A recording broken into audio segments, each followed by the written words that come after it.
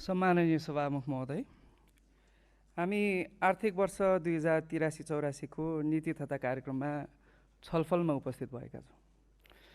मैले सधैँ भन्ने गरेको छु, समर्थन वा विरोध पूर्वाग्रहमा होइन, तथ्य र प्रमाणमा आधारित हुनुपर्छ।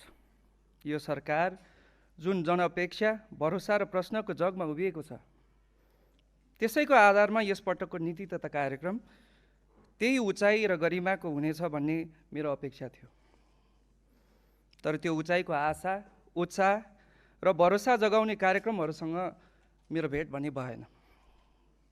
म तपाईहरुलाई सोध्न चाहन्छु, यो नीति तथा कार्यक्रम ती तपाईहरुकै प्रश्न, दाबी, बाचाहरू र अपेक्षालाई सम्बोधन गर्ने गरी आएको छ। प्रारम्भमै संविधान संशोधनको कुरा यहाँ लेखिएको छ। मेरो स्पष्ट धारणा छ, संविधान संशोधन केवल संशोधनको लागि मात्र होइन, जनताले प्राप्त गरेका अधिकारको कसीमा राखेर अग्रगमनका लागि होइन, अग्रगमनका लागि हुनुपर्छ, न कि पश्चगमनका लागि। यो संविधान केवल अक्षरहरूको सङ्ग्रह होइन, रगत र पसिनाले लेखिएको साझा सहमतिको दस्तावेज पनि हो।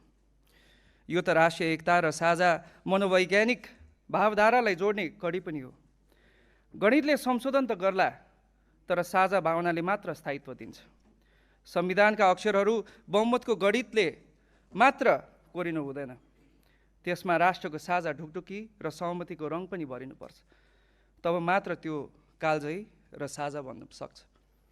हामी बहस गर्छौँ, देश किन बनेन, लामा लामा विमर्श गर्छौँ, दाबीहरू पेश गर्छौँ, नैतिक शिक्षा बाँड्छौँ र जनतासँग अर्को बाचा गर्छौँ।